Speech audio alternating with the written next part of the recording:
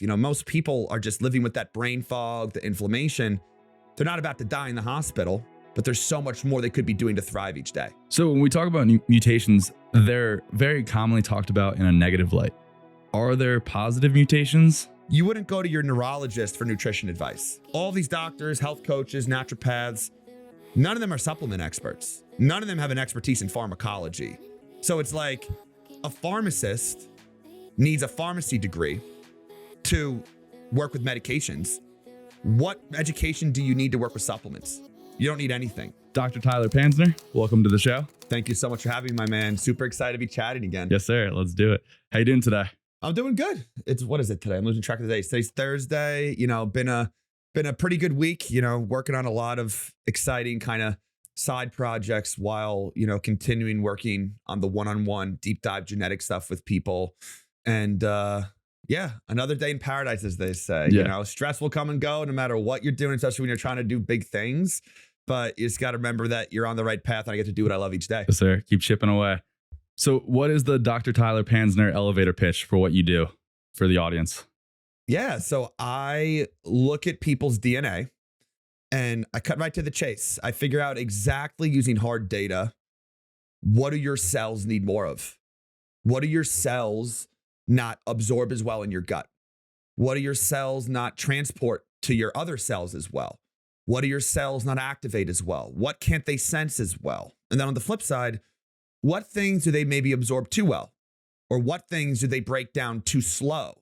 So figure out what you need more of, what you need less of. But again, using the hard data, none of these set anxiety protocols or depression protocols or gut health protocols. I just build a U protocol using that hard data.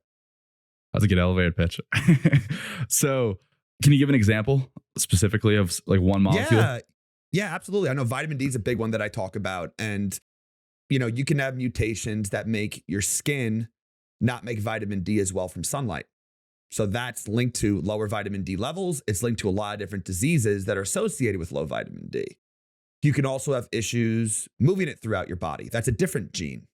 You can have issues converting it to the right form that you need. So a lot of people that take vitamin D, their levels don't go up. It's likely because of these genetic mutations that hardwire their cells to not convert it into the right form. So these are just examples. Those are 3 different genes right there. And realistically, everyone listening, it's not if you have these mutations or not. Every single person I work with has mutations in these pathways. It's more so how many. Do you have 1 or do you have 6? And those people that have 6, I see that, I'm like, oh boy, how's your vitamin D been throughout your life? It's so low, I can never get it up no matter what I do. The doctor doesn't know what's going on. I'm like, well, I have the answer. It's that exact mutation. We just got to give you that pre-activated form. And then boom, now their cells finally have that proper vitamin D form in their blood. And the thing is, these mutations, they're set from birth. So I'm giving your cells nutrients they've been starving for throughout your entire life. And that's exactly why, for a lot of people I work with, a lot of these improvements people get can be not only profound, but very, very rapid because we're getting to the root cause and giving exactly what they need. We're not trying to do a liver cleanse to support the liver. We're figuring out exactly what molecule does the liver need more of. Not that those don't work for people, but I just like being very, very precise and cutting right to the chase. Yeah. Shooting with a sniper instead of a shotgun. Exactly. So mutation, big scary word. I'm terrified, shivering over here. What does it actually mean? Yeah. So our genetic code, just a string of letters, A, T, C, or G. Those are basically the letters of the genetic code. They spell out genes, certain segments of the DNA. So I mentioned that protein that makes vitamin D in your skin from sunlight. Without it, we would not make vitamin D from sunlight. That's how we make it. That's a certain length of letters, a certain area on the DNA that makes that protein. It's like an instruction manual, how to make that protein. So a mutation can be a misspelling. Instead of having an A, you have a G.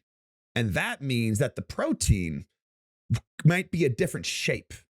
So like imagine if you're trying to catch a baseball. So that protein takes cholesterol, catches it like a baseball in a baseball mitt, and then it converts it into vitamin D. Well, imagine if the baseball glove was kind of messed up. The hand wasn't opened up all the way. You're not going to catch the baseball as well. that's exactly how this protein won't catch cholesterol as well to make the vitamin D. So the mutations can be a misspelling. Those are the main ones I focus on. You can have little segments, maybe a couple letters just be deleted, or you can kind of like copy paste it or flip it around. So in a nutshell, it's just misspellings or the code just making proteins behave differently. And everyone listening has millions of mutations. There's no such thing as a perfect genome. Not every mutation has some catastrophic effect. I tend to focus on mutations that a lot of people, I'm trying to kind of word this, a lot of conventional medicine, they want to focus on like a rare mutation that's like really, really bad for health, which is important. But a lot of these, they just look at them to make new drugs to target them. I want to figure out the nutrient pathways so we can give you the right natural nutrients you need more of. So yeah, overall, it's just that misspelling that makes that baseball mitt not catch as well. Or let's just say instead of a baseball catcher, that protein was, let's say, the garbage disposal. So that's what breaks stuff down. If that doesn't work as well, it doesn't break stuff down as quickly, it'll accumulate higher.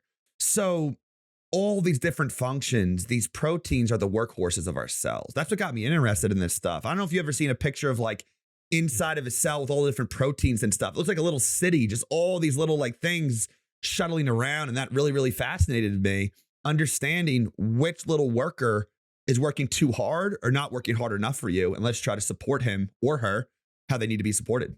So most of the mutations you're talking about are SNPs, right? Like single nucleotide polymorphisms, which is like one letter being changed. Correct. That's the misspelling. Yep. Are the additions and deletions, are those typically more serious, or are they just as common as the other ones?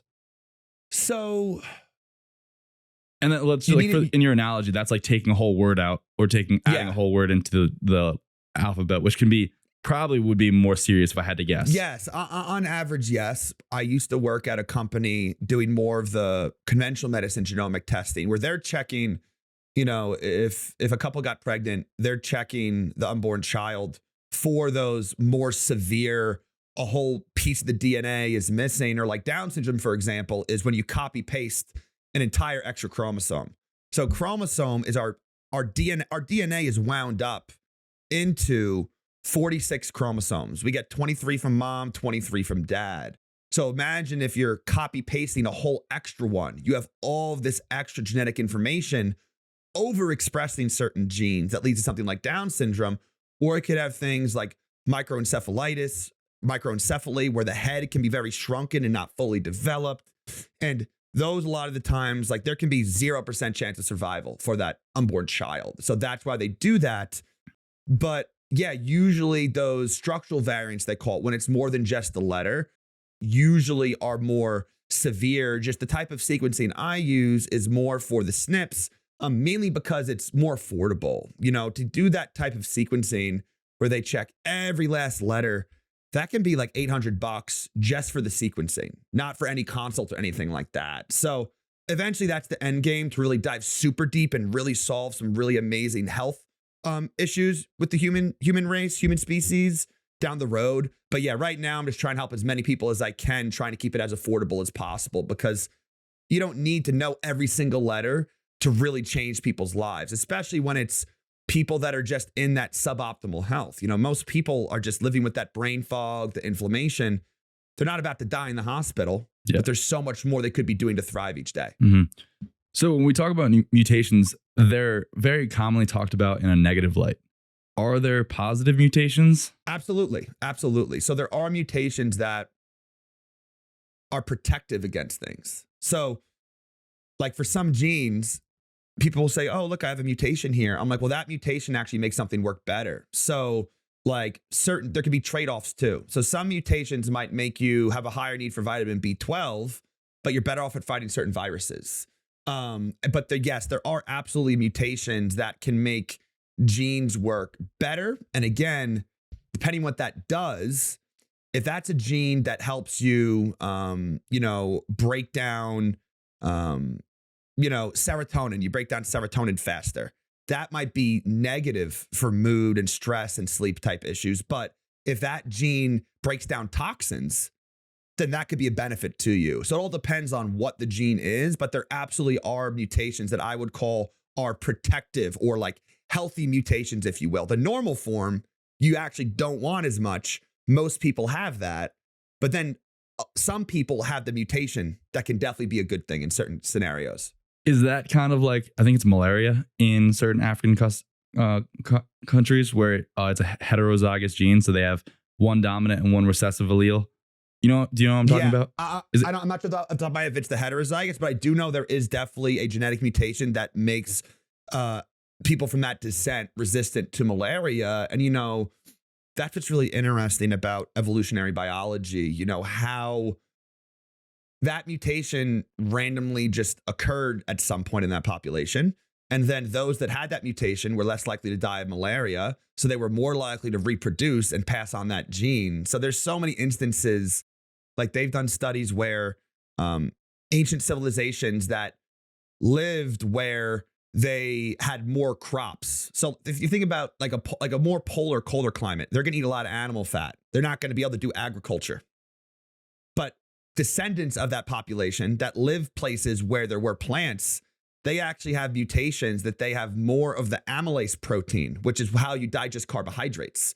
So it's really interesting that, out of the people that left towards that more tropical, more agricultural area, those that had that mutation, were able to survive longer. So it's really cool. Even like the Black Plague actually has mutations that for the rest of humanity, a certain gene, I'm going to throw out a number here. Let's just say 10% of the population had it in Europe before the Black Plague. This mutation made the immune system not go as crazy over the Black Plague. So now it's like in 30% of people of European descent because it wiped out everyone that didn't have it. So now kind of for the rest of forever, at least for many generations, that's always going to be more enriched.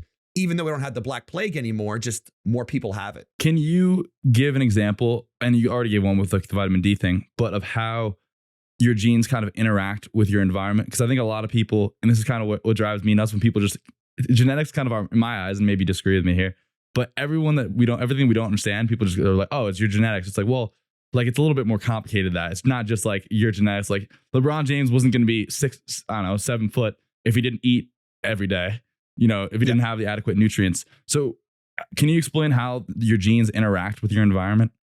Absolutely. So that's the field of epigenetics. So epi meaning above. So genetics is the code on how that protein is spelled or how it's made.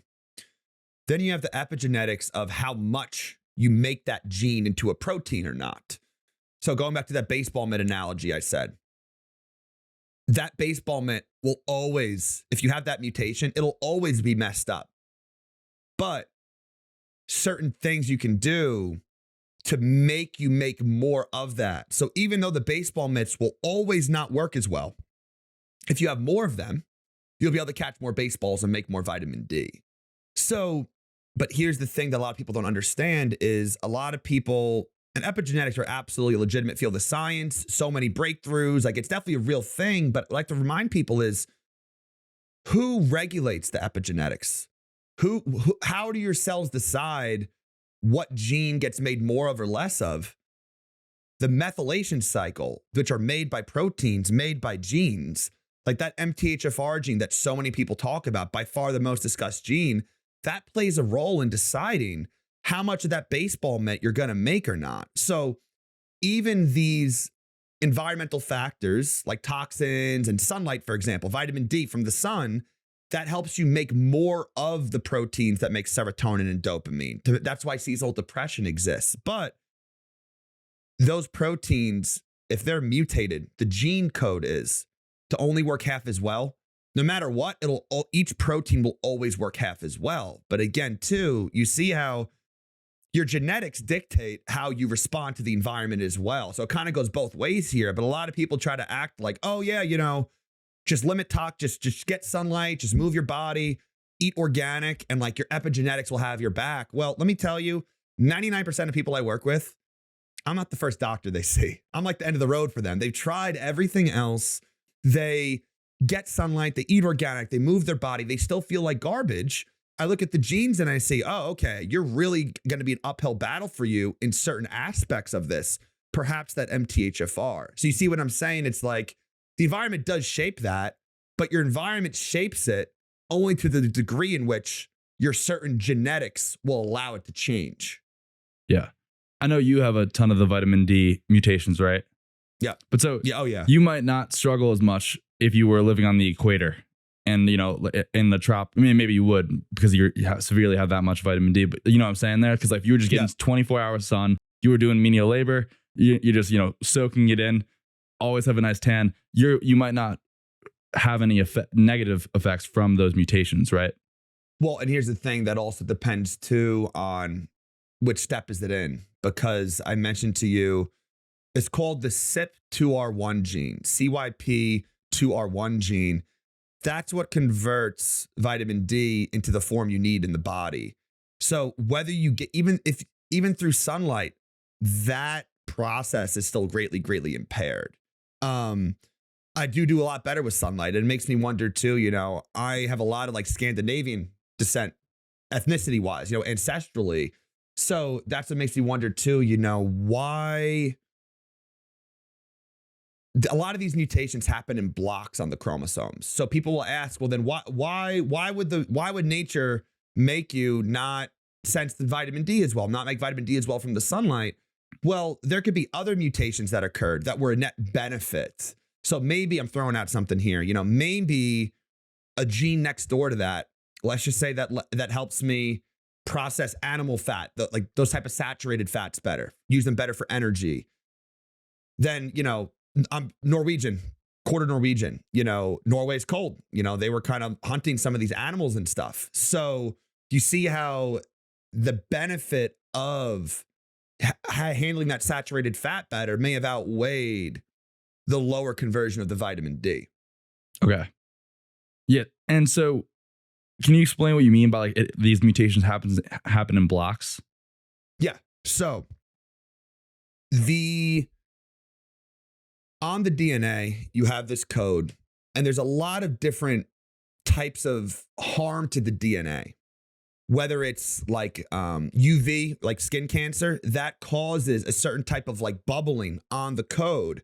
And then the body has to cut that out and add the right piece in. And there's a lot of different ways in which it's not just that, trying to get to word this. There's different types of breaks that can occur in different areas.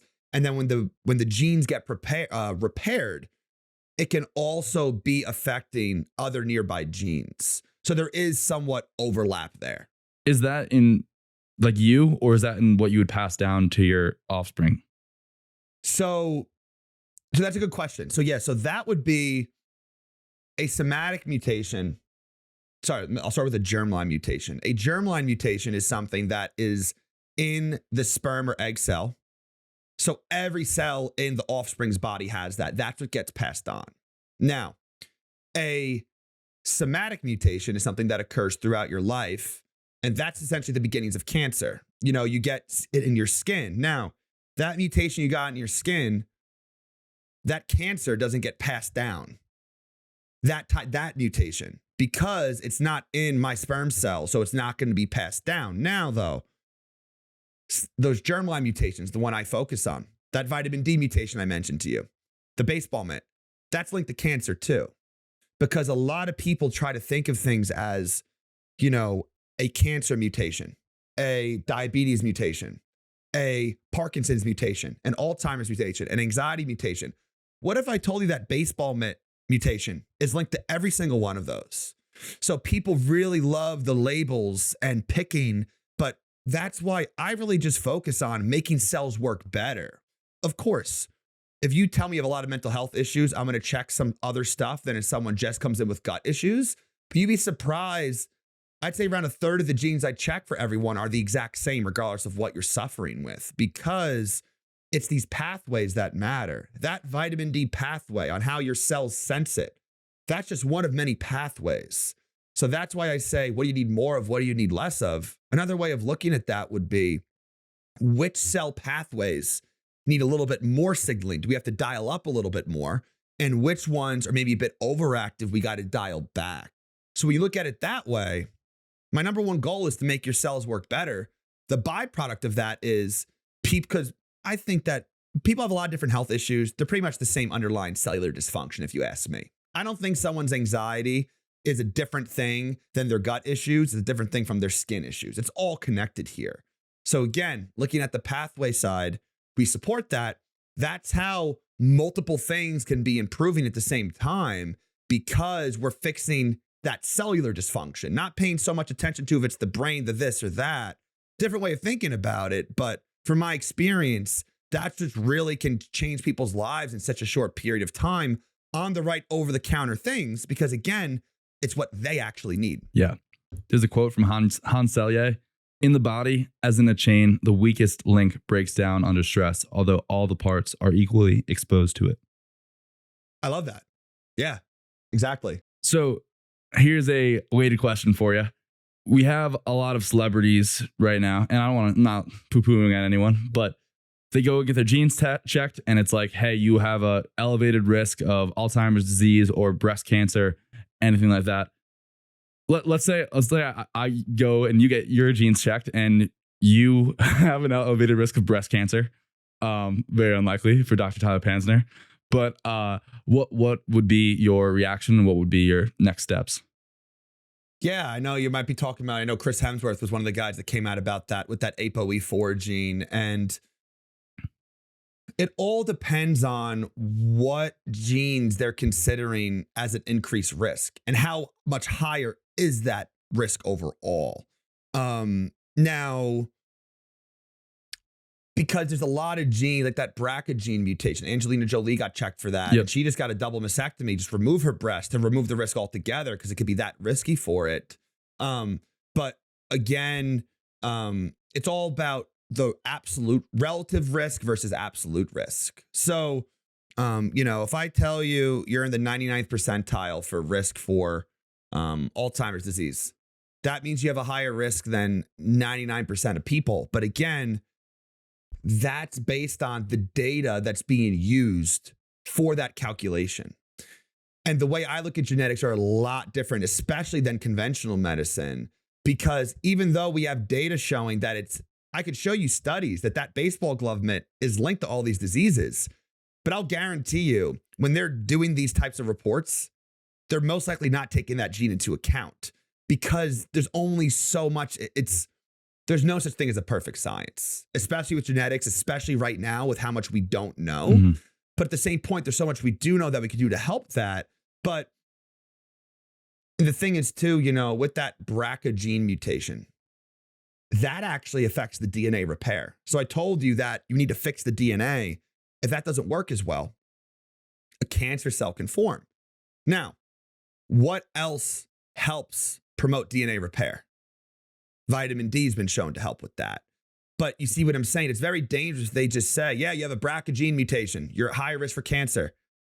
It's not really a super actionable gene. They're going to tell you, limit stress, limit your toxins, eat healthy. It's like, yeah, well, no shit. Like everyone does that anyway, so it's not very empowering.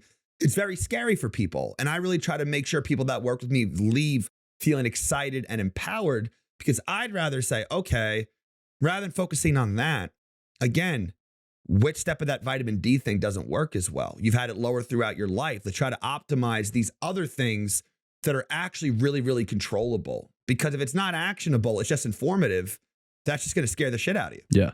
So 2 questions based off that.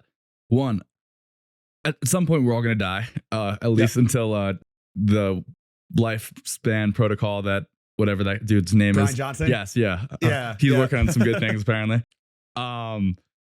So what is the elevated risk? It's like, let's say they know I'm going to die of Alzheimer's, but that could be I could die at 101 of Alzheimer's, which obviously you don't really die of Alzheimer's, but for the example, or breast cancer. So like how, even though you might die of it, they might know what you're going to die of, kind of like the stress that is your weakest chain in the link, but we don't know if you're actually going to die from this anytime soon. Does that make sense? Yeah. So like, do we know, even though they can tell you potentially you're probably going to die of Alzheimer's, is that really, I guess that's the absolute versus relative risk, right? Yeah. And too, I think as well, I do think there's so much that you can do to help offset those risks. Because again, too, it's not just you have a higher risk of Alzheimer's. You got to break it down further into the pathways. Is it that ApoE4? That ApoE4 plays a role with cholesterol, phospholipids. I think phosphatidylcholine is the best thing you could do for an ApoE4 gene mutation. Oh, what do you know? You also have some vitamin D stuff, some stuff we mentioned before. Oh, what do you know? You have MTHFR as well. That's also linked to Alzheimer's disease. Let's make sure that you have enough of that methylfolate. Let's make sure your homocysteine, your methylation's working properly. Oh, what do you know? You're also linked to the gene that makes glutathione doesn't work as well. Well, we know low glutathione is linked to. So you see how you can keep fanning out and out and out and out. And then we actually know, let's just say you and I both, the same report, higher risk for Alzheimer's disease. Yours might be high iron's linked to Alzheimer's disease as well. So yours might be a lot of stuff associated with very high iron, hereditary hemochromatosis. I may not have that issue.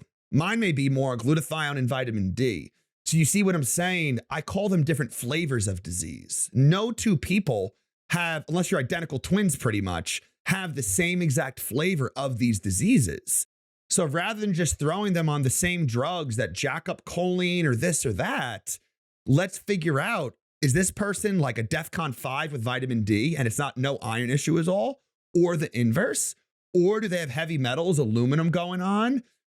So you kind of see, I'd like to see people break it out more. Hopefully I'm doing this in the future with my career, into stratifying it into, and again, all of these same things can be linked to virtually any other chronic disease. So I think the better question is, why do some people with really messed up methylation, low vitamin D, high toxin load, why do some get Alzheimer's?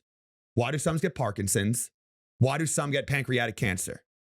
That's the real question that needs to be answered, that I don't really know how we're really going to answer that in our lifetime. But you see what I'm saying? It's like, I don't like the whole labels around that stuff. Mm-hmm. Do you think that answer will be in genetics? Yes, I mean, it's going to have to be at a certain point. Yeah, I think so. And again, our genetics dictate our sensitivity to a lot of these environmental things. So out of all the people that get really sick from heavy metal toxicity, how many of them have poor genetics for heavy metal excretion? Is it really just that the people that get the sickest just consume that, they ingest that much more heavy metals than everyone else? I personally don't think so. Now, this is my opinion. I don't have hard data for this, but you get what I'm saying? It's always a balance of the exposure amount and how your cells handle what you're exposed to.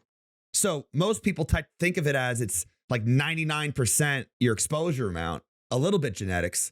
I personally think it's at least 51% genetic, meaning, of course, if there were no heavy metals on Earth, there'd be no heavy metal toxicity.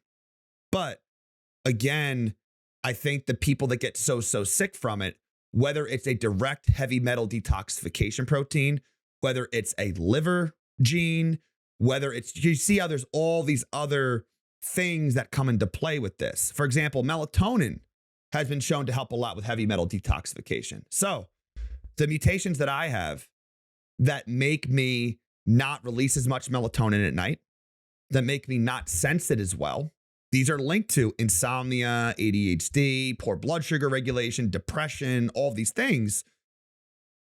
We know that melatonin helps with heavy metal detoxification. Could I then classify melatonin genes as heavy metal genes? You kind of see here where it's all a big gray area. Me as an expert, I could find justification for that. But just because they haven't had a peer-reviewed study showing that this gene is linked to, this melatonin gene is linked to higher heavy metal levels, does that mean like it's absolutely not a factor? So you see what I'm saying? When I look at all this stuff, reading between the lines, everything affects everything. I'm just trying to cast as big of a net and focus on the things that are the most genetically pressing. Because if you have one mutation in a gene and someone else has 12 in that gene, let's just say that gene is what makes vitamin D. That example is easier for people to wrap their head around. You have 12 mutations. You're going to have a much higher need for vitamin D throughout your life. You're going to need a higher dose, and that's going to be, I'm going to be like, that's public enemy number one for you right now. You need that. So you see what I'm saying too? There's just so much variance, and it's hard to be precise because there's seemingly limitless mutations that are all interacting together. So the contrarian point of view on that, and I'd like to hear your thoughts, but I think they're both probably true to a degree. And this is something that's really interesting that I think, at least, is that, for instance, let's say you have an iron dependent enzyme. So we'll talk about something in your red blood cells. If you are deficient in iron, you will actually absorb more, let's say, mercury, because mercury will keep those enzymes running at a lower rate. So that would be the sort of environmental factor where you are not getting enough of a mineral that you need, so you are absorbing more of a heavy metal in its place, which could make you more prone to heavy metal toxicity. Well, why are you not absorbing as much iron? Well, maybe you're just not fair. But maybe you're just not getting enough iron in your diet. That's true, but what about those iron transporters that are often I just had a client that, based on 8,000 mutations, has a higher need for iron. Mm-hmm. So, I mean, of course, like being vegan, not eating that, I understand that. But you see what I'm saying too? Every contrarian thing like that, there's also, well, what about mutations in iron absorption, iron transport, iron storage? So, and then what about genetics that are linking to hormone dysfunction? So women are having very heavy menstruation, so they're also bleeding out a lot of that iron. So you kind of see how you can connect a genetic component. And again, I like to tell people, don't think of what is the cause. Think of what is a contributor, and try to, I'll never say genetics are the only way, but you see what I'm saying? Again, yeah, if you're not eating iron, but I work with a lot of people that have low iron, they're anemic. They eat red meat every day. They're doing beef liver pills. Now, then you get into the side of certain gut microbes can affect that as well. But from what I've seen, anemia is, at least the people I've worked with, anemia is rarely an iron consumption issue. They're on all these beef liver pills. They're on iron pills. They're doing these things. It's still not going up. Why is that? Maybe their gene in the ferritin protein. That is what stores that's what stores iron inside of your cells. Those are your iron stores that you can pull from when you need iron for the rest of your body. There's a lot of mutations in that gene that make you not make as much ferritin. So you kind of see how, yeah, each side, part of me wants to do an Instagram live where I just have people ask me about any ailment, and I just show on Google or PubMed how you can see how there's many, many indirect connections for genetics for literally any symptom or ailment once you look deep enough, because again, it's just a form of cellular dysfunction. Cellular dysfunction, what is poor health at the end of the day? No matter what it stems from, it's dysregulated cell signaling. So now the question is, what caused that? Genetics are part of it. Then you have lifestyle. But at the end of the day, it's too much of this pathway, not enough of that one, that makes people feel like crap.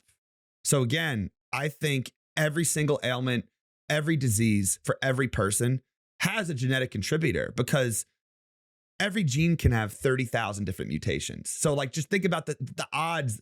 No one's going to have a totally clean pathway. Perfect. But yeah, you're perfect. I know. Just you. And everyone listening. No. But you see what I'm saying? I can't tell you. Maybe it's, for someone, it's a 1% contributor. So I'm not going to sit here and say it's 90% for everybody. I really have no idea. There's no way to really know that for sure right now and quantify that.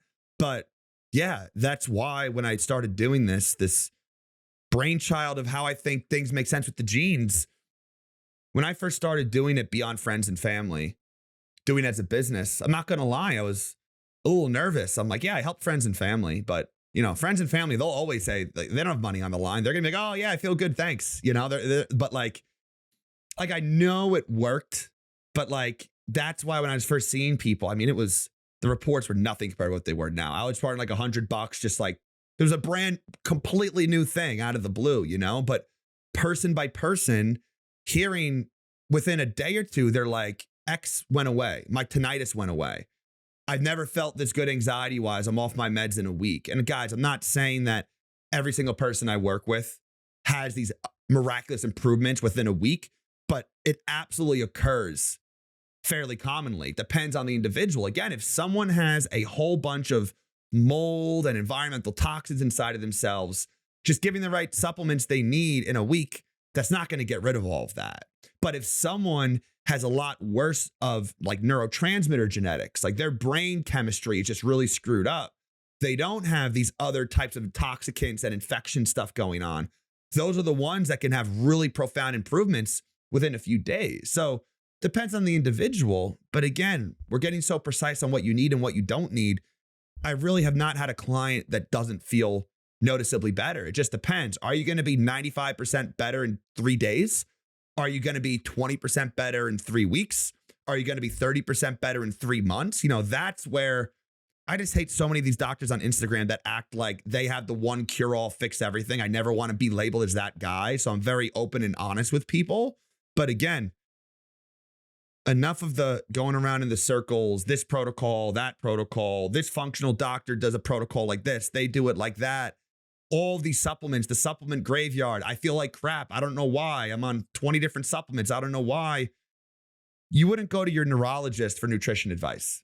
That's another thing that bothers me is all these doctors, health coaches, naturopaths, none of them are supplement experts. None of them have an expertise in pharmacology.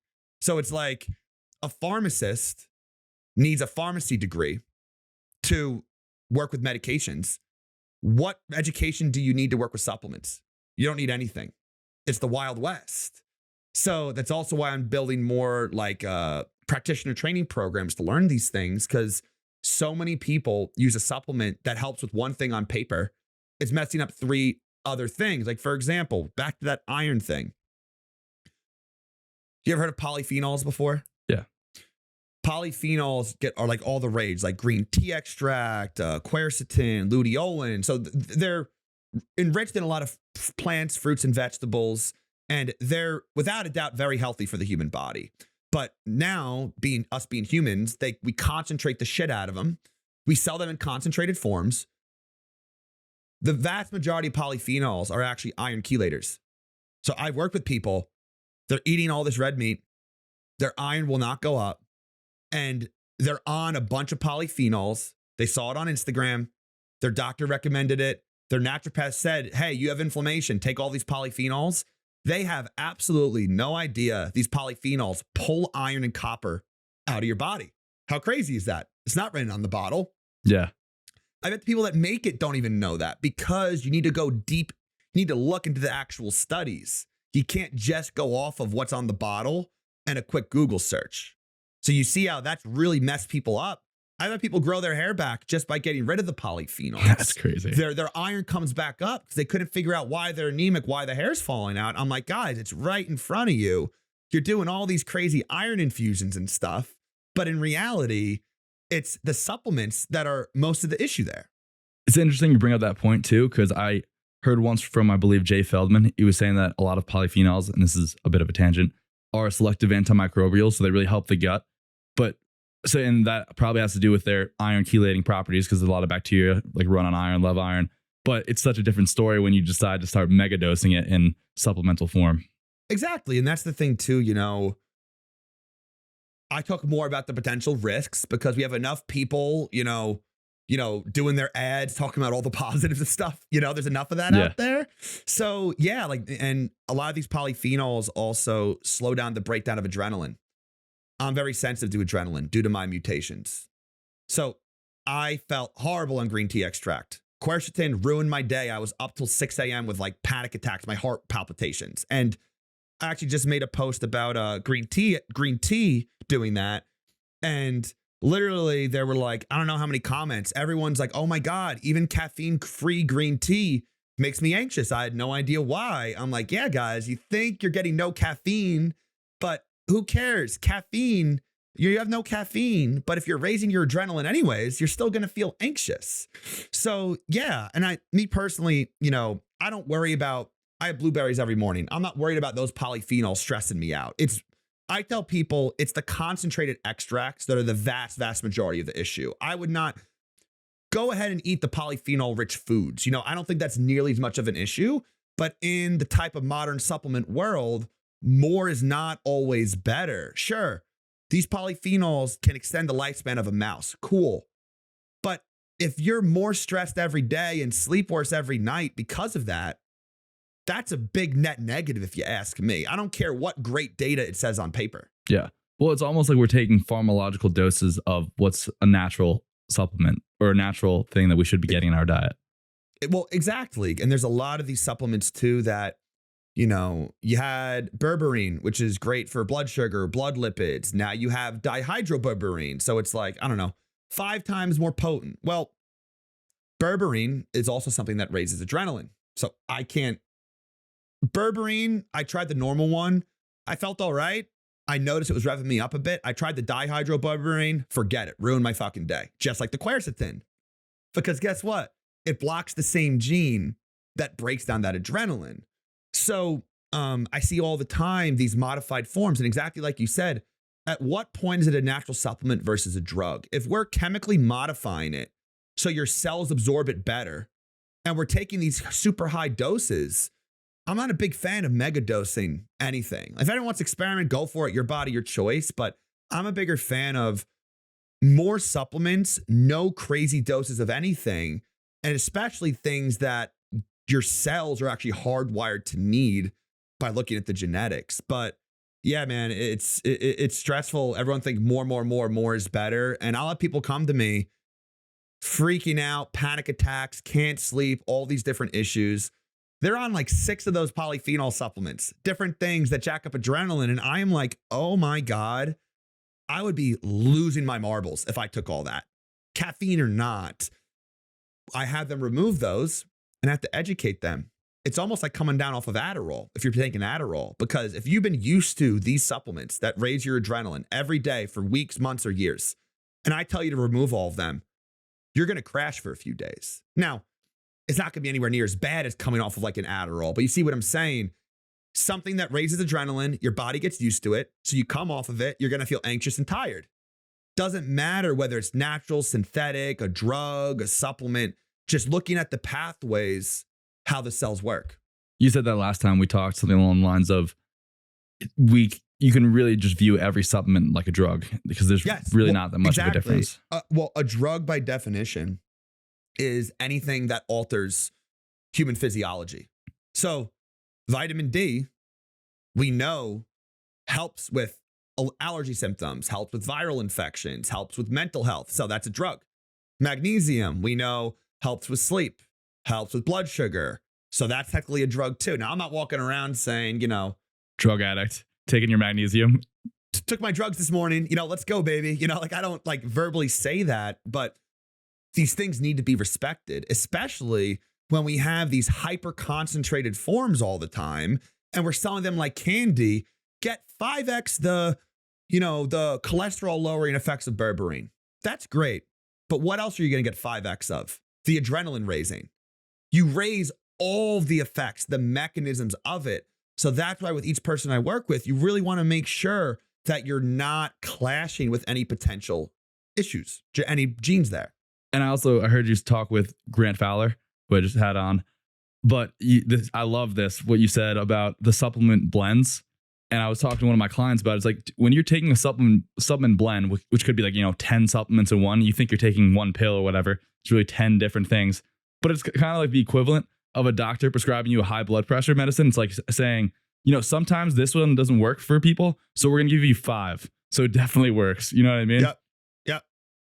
Exactly. And, aside from I do like multivitamins for people that are, they're high quality stuff, bioactive ingredients that make the B vitamins make sense for your genetics. But other than that, I only use individual nutrients. I don't use any big blends of things because I want to be very precise. And I want to be able, let's just say I start someone out on stuff and, they feel a little off. I want to be able to say, I think it's that thing. Stop that for 3 days. Let me know. Yeah. Now stop this one. I don't want to have to pull out one supplement that actually has 15 ingredients in it. How do we know what's doing what? And the more stuff in there, the odds are near certain that something is clashing with you. So if you have, 20 things helping you and 4 things are working against you, who knows? Maybe you're not really getting improvements because the negative effects of those 4 might be just as much as good as the good benefits of the other 20. So you're not really moving anywhere. You're not perceiving any big difference there. Even if it's not ruining your day, it could be preventing you from healing and feeling as good as you can. Absolutely. So your perspective on, let's say, nature versus nurture is that other than maybe at the extremes where, I'm taking a mercury supplement every day or the single gene mutation for like Down syndrome, generally you're going to have both some nature and some nurture involved. Like there's probably going to be a little bit of an interplay. You and I could be the exact same person, identical twins, have the same diet. Well, I guess identical twins wouldn't be a good example. Best friends, we eat together, sleep together, have the exact same environment, and I have an iron deficiency and you don't, because even though we're eating the same food, I have certain genetic pathways that make me more prone to that. Yeah, the way I'd summarize that is nurture is absolutely a thing, without a doubt. But I like to tell people the nature sensitizes you to the nurture. Like we could even go deeper into, childhood trauma, upbringing, those types of things. That's a massive part of nurture that shapes who we are. How your parents parented you, that set of rules they told you as a child. People spend their entire adult life trying to undo, parents mean their best, you know what I mean? But like they do what they thought was best, but they can tell you, trying to give an example. Like, if they tell you, listen to everything your doctor says. And then as you grow up, you're trying to look into more holistic things. It can be very hard to let go of that thought process. And same thing goes with, like childhood trauma. If you're being abused as a child, genetics, without a doubt, we know this, are linked to your risk for childhood trauma. Because think about it, let's just say you have a mutation, your brain can't grow brain cells as well. It's called the BDNF gene. I have that actually. And what is that linked to? It's linked to mood disorders. It's linked to neurodegeneration, because if your brain cells can't grow as well, it makes sense as you age, they start to go away. It can expedite that process. But if I'm traumatized as a young child, that gene, A, cannot work as well at baseline, but then the trauma can come in and epigenetically turn it off even more. So you see what I'm saying? We have both things occurring here, but the fact that we know that certain mutations are linked to childhood trauma risk, you see how the nature is affecting your sensitivity to the nurture. Now, of course, if there was no abuse ever, the genes wouldn't matter at all. So it's not this or that.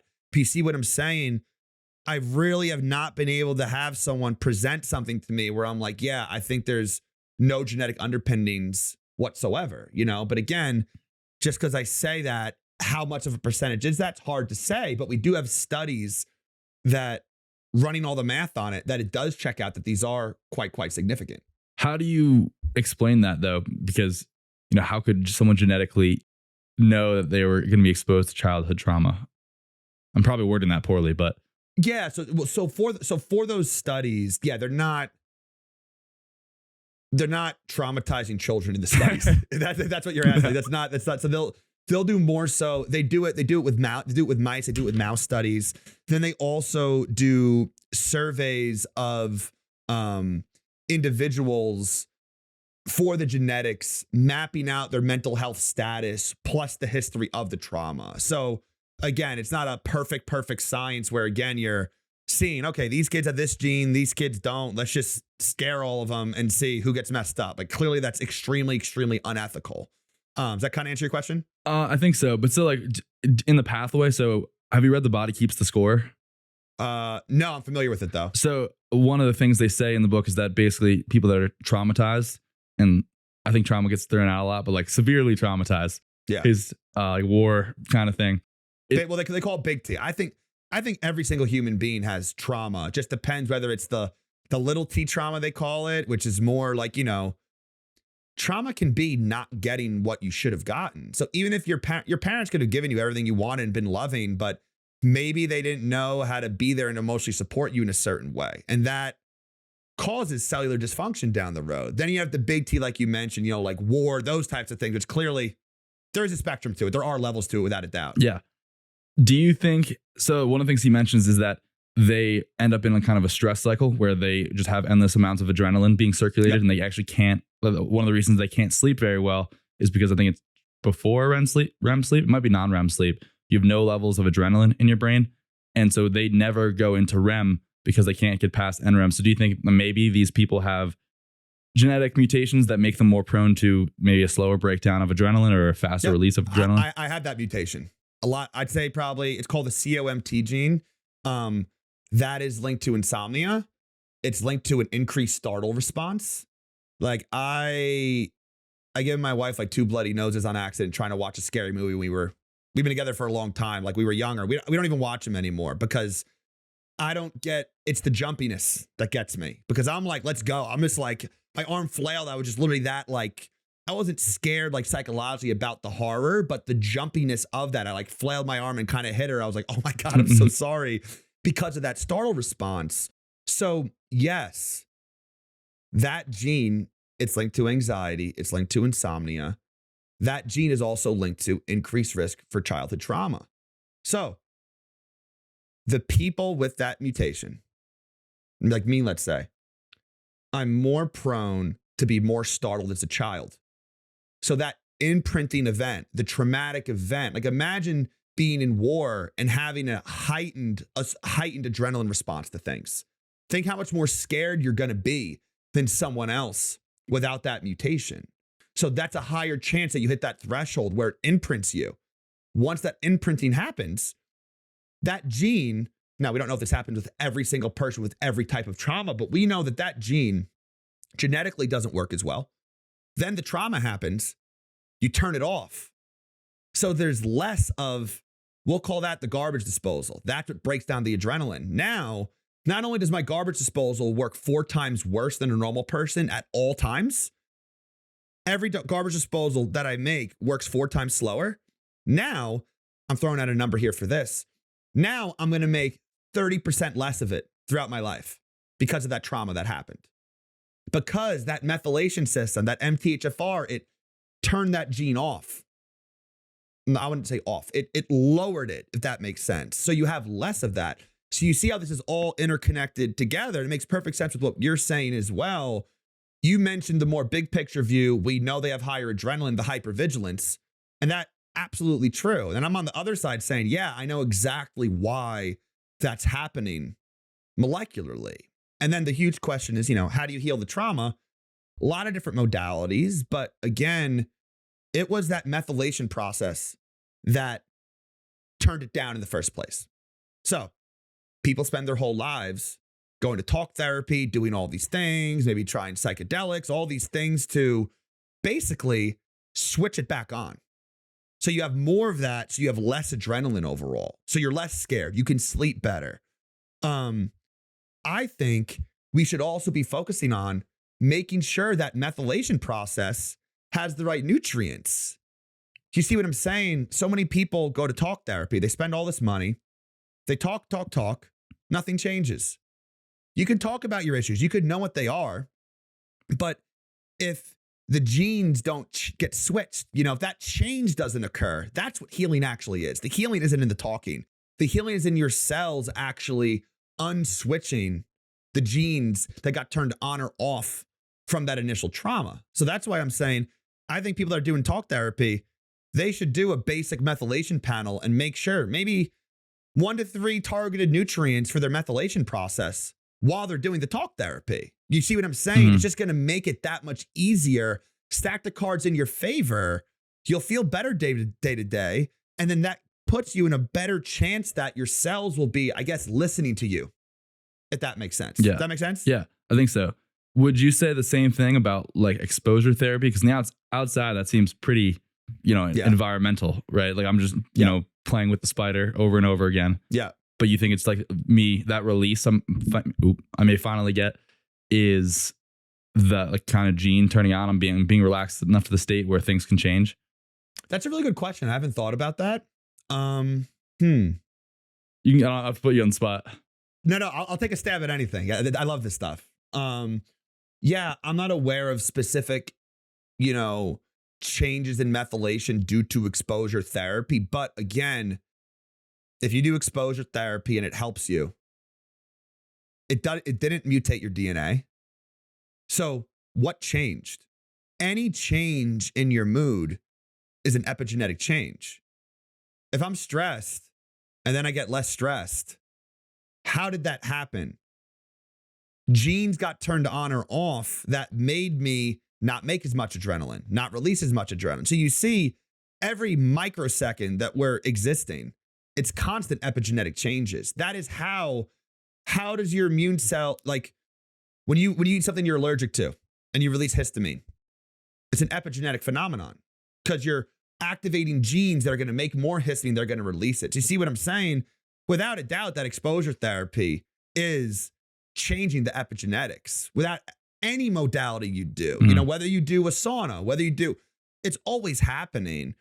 Is it specifically affecting that same gene that I mentioned for the adrenaline? That I'm not entirely sure. So you see with the epigenetics field, it's always a factor, but it's not very specific. We don't know, all right, I'm going to do this epigenetic hack to boost this gene, not that gene. It's basically just don't live like an asshole, you know, like keep your stress low, eat good, have healthy connections, and then all the epigenetics kind of go more towards the right way. So you see, it's not very specific, but of course, a lot of people can get themselves out of very poor health just by doing those things. I'm not discrediting it. Just again, from my point of view, the vast majority of people I work with, they're already doing those foundational things that should supposedly fix everything for people because everyone is different. I also think too, I thought about this a lot. Let's just say a mutation is 20% of the population has it based on databases, but 3/4 of my clients have it. I'm also most likely selecting for more genetically sickly people, if that makes sense. Because again, if you're going down the rabbit hole, nothing's working for you. Why is nothing working for you? By the time you get to me, what's the one thing you haven't checked? It's pretty much always the genetics, or at least you haven't checked it to this level of scrutiny. Do you see what I'm saying too? I'm also getting a subset of a population as well that are more prone to have some of these things. Yeah. I do kind of want to play devil's advocate here a little bit. And I think, you know, obviously genetics is very important, but to kind of say that everything is epigenetics, I think that's true. You would agree to some degree? Yeah. No, exactly. Yeah. But it's like, and people use this as sort of a cop out where it's like, and I'm not saying you're using this, but sometimes the biggest thing you can do is change your environment. Like, you know, you need to leave your job. We were unhappy at our jobs and, you know, maybe that was our big rock that all of a sudden moved us over. So it's like, yes, there are epigenetic changes that happen from that, but I don't think you could administer, and maybe I'm wrong here, but like X combination of nutrients or sunlight to administer that same effect without changing your environment. Oh, no, absolutely. Totally agree with you. Okay. Yeah, definitely. Yeah, there's no... Yeah, like let me pop this pill, like the happy fun boss pill, and then you pop it, and like you're like you feel how you would feel if your boss wasn't a dick. Yeah, no, we got to give that to your boss. Without a doubt. Yeah, absolutely. And this is where my brain really focuses on what is a contributor, because, and I'm not going to sit here and say every contributor can't be like a massive contributor. You know what I mean? Just how my brain works, looking at patterns here. There's always any change in how you feel is an epigenetic change. And how did those epigenetic changes occur? They occur due to your methylation proteins, which are made by genes. So you see, by what I just said right there, everything's genetic and epigenetic constantly, all the time, everything we're doing every millisecond, you know? Now, how much does that really mean for every moment of your life? You know, how much can you really hack it? That's where I don't have all the answers there, you know, but when we're speaking literally molecularly here, both are always at play. Yeah. I was talking with Nicholas Simpson a week or so ago, and he was looking into some potential limiters in muscle growth from a nutrient thing. And it really made me curious, like how much of what our perceived genetic limits are from, you know, both obviously genetics are at play, but maybe in animals, for instance, they need some need certain amounts of arginine. They're limited by the amount of arginine they can get in their diet or produce, which again could be a genetic limitation for how much arginine you can produce. But it's interesting because I think we write off, and I'm sure you see this as well, and you're obviously providing all the nuance within genetics, which a lot of people don't understand, but like we write off things that we don't understand as genetics kind of a lot of times today. And sometimes obviously there is obviously a genetic factor. Like for some reason, maybe that person needs more citrulline or can't produce enough citrulline. But there are also the environmental things where it's like, he's doing all the right thing. You and I are doing the same lifting program. We have the same thing again. I need more citrulline because of a certain genetic factor, or maybe, because of that. Does that make sense? Sort of. So the other the other factors aside from just the supplements, you're saying. Oh, well, I'm saying like we just say like, oh yeah, like he reached his genetic potential, but that his genetic potential might just mean that he needs more citrulline to actually get higher. You know what I mean? There might be certain nutrient and genetic limitations, not just like it's not a hard limit all the time. Yeah. Exactly. Yeah, no, absolutely. And I think people throw around that natural limit way too easy. You know, I've been bodybuilding for what? Probably like 15 plus years now. And like I never touched a steroid and never will. And maybe I'll try TRT when I'm older. Maybe I'll give that a shot. But I'm still slowly adding. My weight has not changed much over the past few years, but each year I'm slowly adding a little bit more tissue. But I've met so many people that are way less developed physique wise, muscle wise, saying they're at that limit. No, it just slows down, you know? So I think that limit is a lot higher than people tend to believe. It's just, again, do whatever you want with your own body. It's your body, your choice. But yeah, you can really expedite the process of that utilizing certain things. But yeah, I agree. It's not that there's just this X hard limit all the time. You're not going to get anything out of that. It just slows down a lot to look like a mere standstill. But then, you know, each year when I kind of, you know, I'm in New York, so I'm not walking around like shredded all the time. Usually this summer I try to maintain somewhat more of a leaner physique. And then each summer I'm like, oh wow, like I really did put on some tissue this year. Like I can see that. And it's just doing the same stuff that I've been doing over a period of time. It just slows down a lot. Yeah. And I would extend that to the same stuff we were talking about before, right? With like the BRCA gene and the Alzheimer's. It's not there's this, you know, X gene that says this is it, you are going to get breast cancer. It's this like amalgamation of all these different factors that make you more prone to this. Yeah. Huntington's disease, that's the only instance I'm really aware of where it's like, if you have that, you're going to get it. That's the only one that's literally, you have it, issue is guaranteed. Absolutely. And then, you know, also goes into as well, I mentioned the childhood trauma stuff. You know, I think childhood trauma, repressed emotions, I think these things are, and my PhD was on cancer biology, so it's in my realm of expertise. I think that stuff is as important as diet for overall disease prevention and things. You know, like you hear about how, you know, how someone will pass soon after their partner passes when they're older, or you can have people that under a lot of stress that end up getting, we know childhood trauma is linked to every chronic disease, including cancer. And now going one step further, this is what I do. Why is that? Molecularly, we know cortisol, the stress hormone, that turns off something called a natural killer cell. That is our body's first line of defense against viruses, pathogens, cancers. So the opposite of that is prolactin. Prolactin is what gets released after sex. So that activates natural killer cells. That's why people say sex can be, you know, healthy for you. So you see how they're opposites of each other. So if someone's chronically stressed all the time, and again, there's genetics that play the role in that. We do know, for example, they've done studies that children born of mothers, whether it was the Holocaust or 9/11, their epigenetics are messed up to make them hypersensitive to cortisol. So think about that. Think how wild that is. This is intergenerational trauma that's occurring. We know it happens on the epigenetic level. And imagine if mom had the genetic code for worse cortisol as well. It's a double whammy. Their whole life, they're more stressed. We mentioned the hypervigilance, you know, the adrenaline, you know, the poor sleep. That all plays a role as well. As we age, our number one defender against these things is turned off from all the constant cortisol. Yeah. So I forgot what we were even, I went on a tangent there a little bit, but that could be something as simple as, you know, you being pregnant and you obviously having a huge rush of adrenaline, cortisol during 9/11. And now your fetus was just exposed to, you know, warlike levels of adrenaline, cortisol, and that might have a strong effect on their epigenetic expression for the rest of their life. Well, I know the crazy part too, though. They've done studies in, it's passed on multiple generations as well. So the offspring of that offspring, so the grandchild, can still have these epigenetic changes. They've done studies in, I think it was these C. elegans, nematode worms. They use them to study like longevity things because they age and die quickly. They traumatized them. The epigenetic changes in trauma persisted. I think they checked 56 generations. It was still there. Well, they've done it in World War II survivors too. Not obviously not 56 generations, but well, that's what I'm saying. Yeah, we don't have data for the 56 Yeah. for humans, but yeah, they're just saying as far as they checked, they saw that.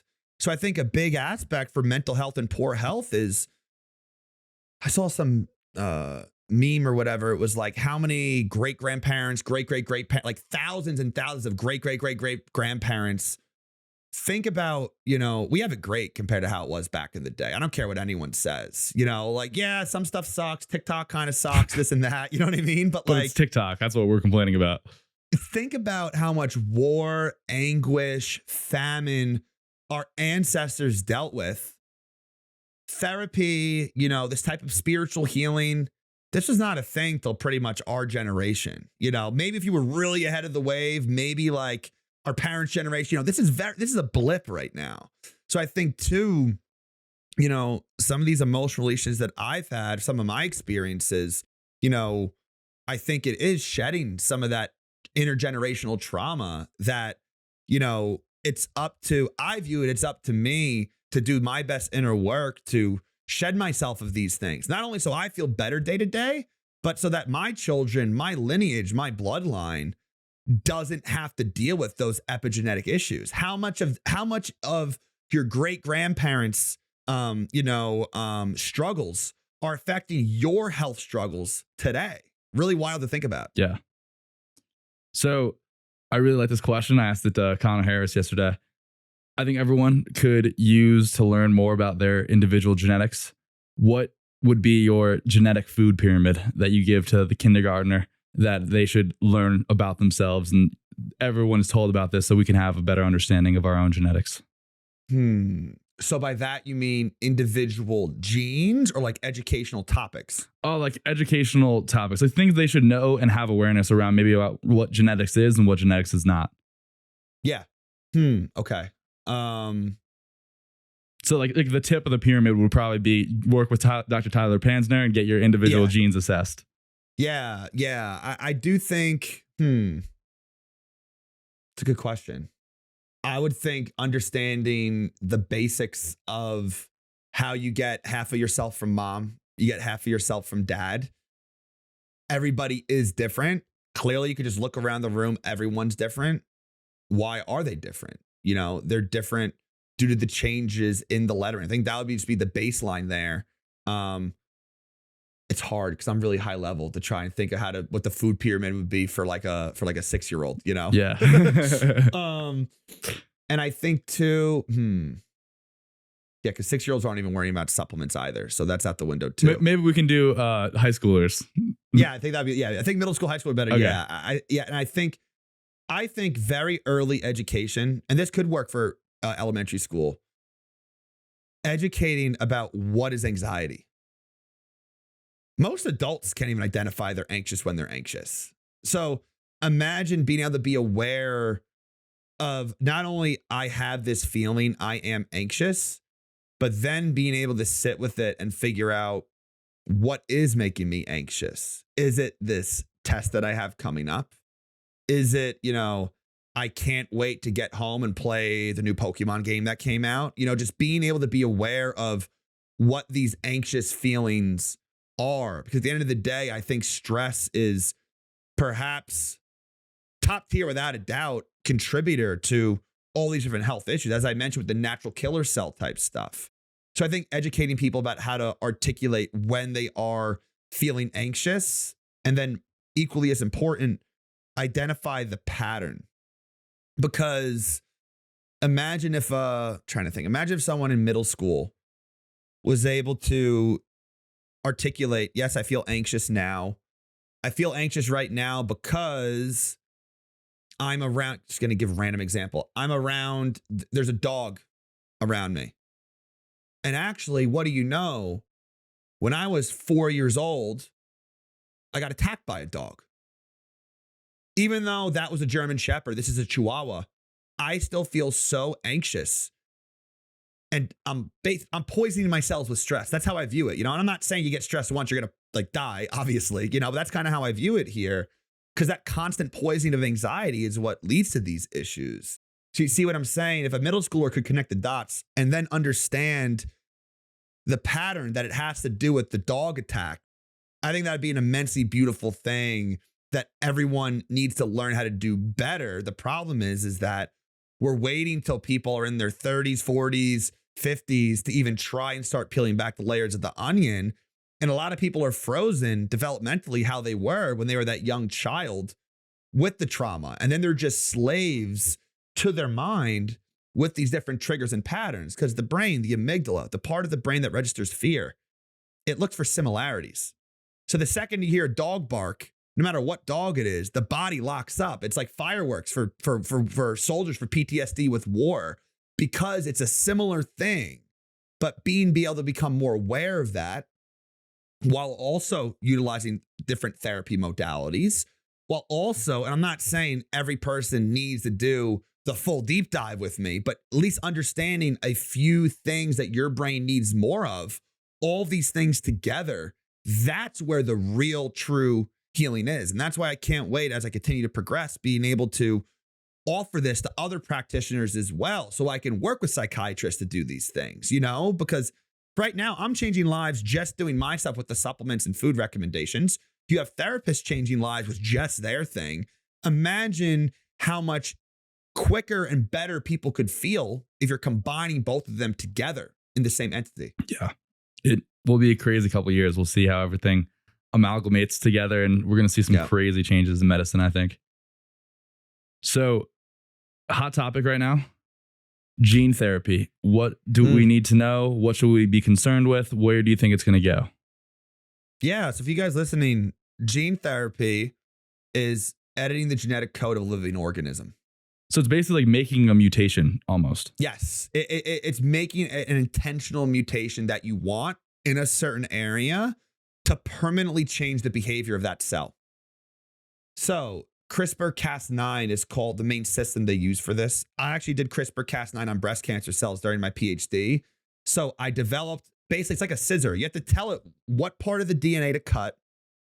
You have to cut that part of the DNA. You have to let it heal. Then you do different types of tests to make sure the cut is there. Right when I cut that gene out, the cells completely changed their shape. I could clearly see normal, it's called a knockout. So I got rid of a certain gene entirely.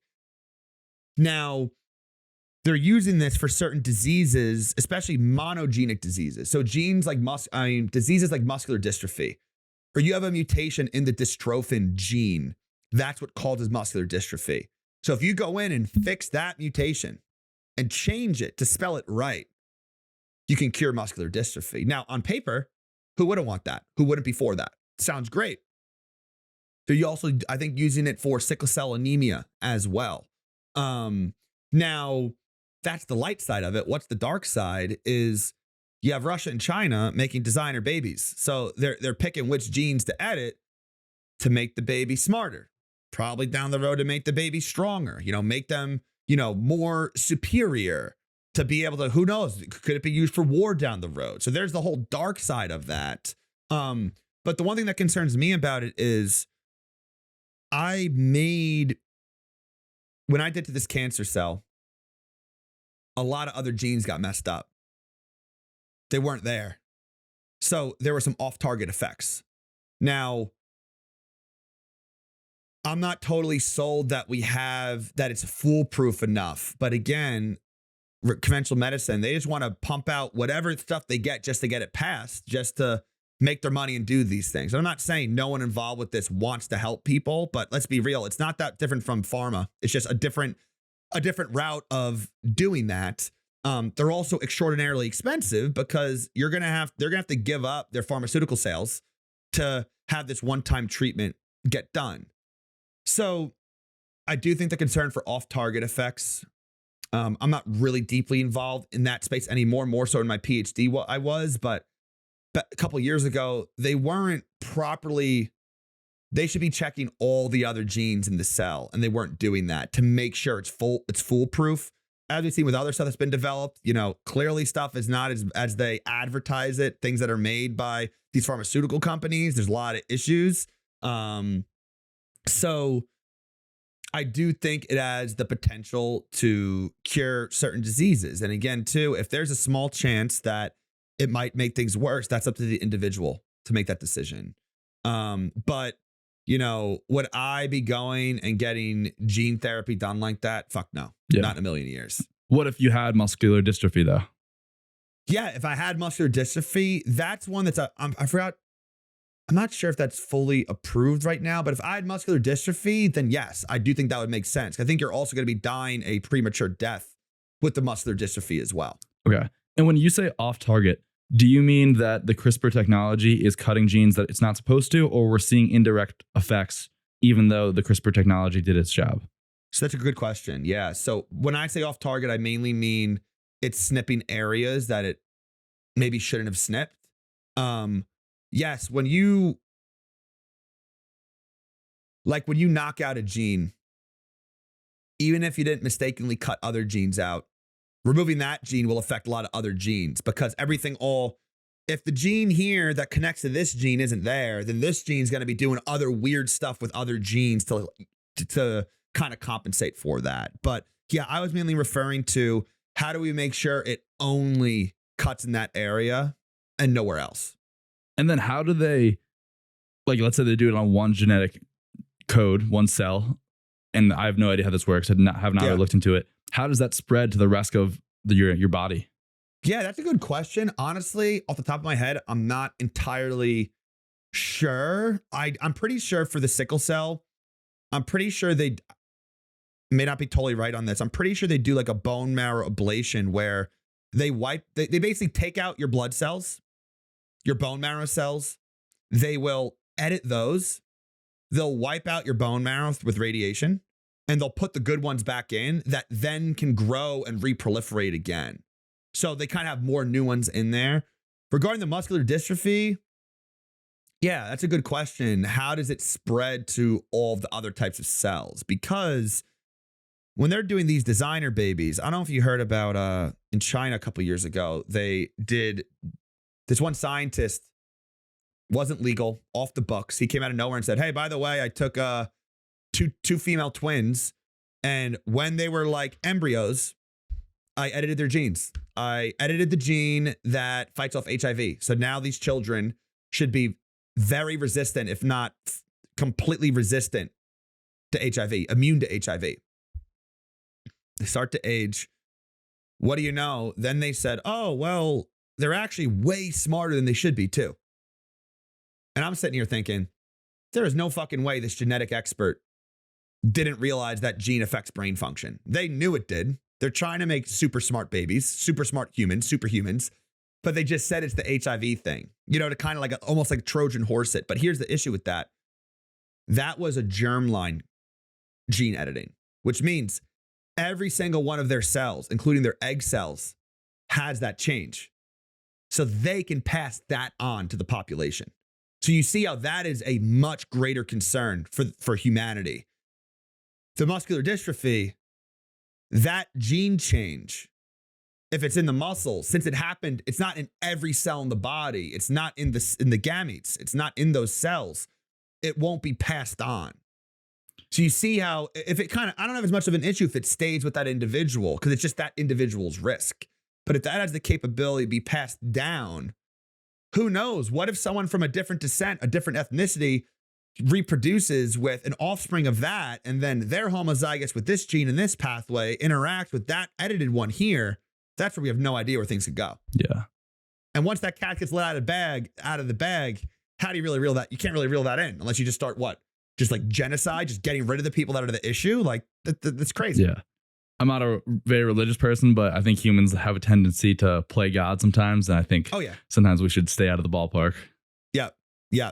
And yeah, it depends where you draw the line, because I could view what I'm doing as playing God to some degree as well, telling you which specific nutrients, you should be getting that you can't get through food alone, but clearly that is a whole order of magnitude higher than that for sure. I'd say it's more like God handed you an instrument and you're learning to play it. Yeah, well, that's true because again, too, you don't feel good. Just stop taking the supplements. You're back to normal. You're not stuck with that change Yeah. forever. Yeah. He didn't glue the instrument, like a guitar to your hands or whatever. Yeah. All right. So last question. There are a lot of people that could benefit from looking into their genes. Where obviously I would recommend going to work with you, one-on-one consultations. But maybe for someone, even before they work with you, are there any preliminary things they can do, tests they can get done that you'd recommend? Gary Brecka's for genetic things. God. I know you hate that, but Yeah. I'm sure there's a similar thing that obviously that could solve a lot of people's problems if they happen to be in that 4 pathway, but there's a lot of people that won't solve. Is there any preliminary things that you would recommend? So one of the things I always recommend to people is to get food allergy testing. So you want an IgE blood test or you want a skin prick test. A lot of my brain fog issues, I was eating peas and almonds every day. I was very allergic. I was working with mice pretty much every day in my PhD. Turns out I'm allergic to them too. So I felt like crap. I didn't know what was going on with me. I found that out. I changed things up within 2 days. I felt like an entirely new person. That's one thing. And I'm absolutely working on other types of educational systems and, non-super deep dive type genetic things. That isn't necessarily a one-on-one call with me so people can get some testing done. So my website, www.drtylerpanzner.com. I have a free email newsletter there. I'm working on a lot of stuff behind the scenes right now, trying to figure out where I want to go with everything. But I really do want to give more educational things and, even just supplement education. You don't need to know which gene is mutated that makes you anxious to know what supplements you should avoid. Like certain supplements will make, if they raise adrenaline, they have a high odd of making anyone more anxious. So I'm working on educating around things like that because there's a lot I can do to help without having to look deeply into all the genes. That's just what works the best, getting to the root cause there. So yeah, there's that free newsletter to stay in the loop with things. And I want to give to anyone listening a $100 discount off of a deep dive. So what would you want the code to be? You get to pick. We can do Tyler Woodward. That's fine. Okay, cool. So Tyler Woodward on my website, $100 off of checking out on the website there if any of you guys are interested. Awesome. Well, Tyler won. Thank you very much for taking the time. I really appreciate it. And I think everyone will enjoy this. Awesome. Thank you, Tyler, too. Hope everyone got some value out of this and has a great rest of their day. Awesome. Till next time, guys. Be good.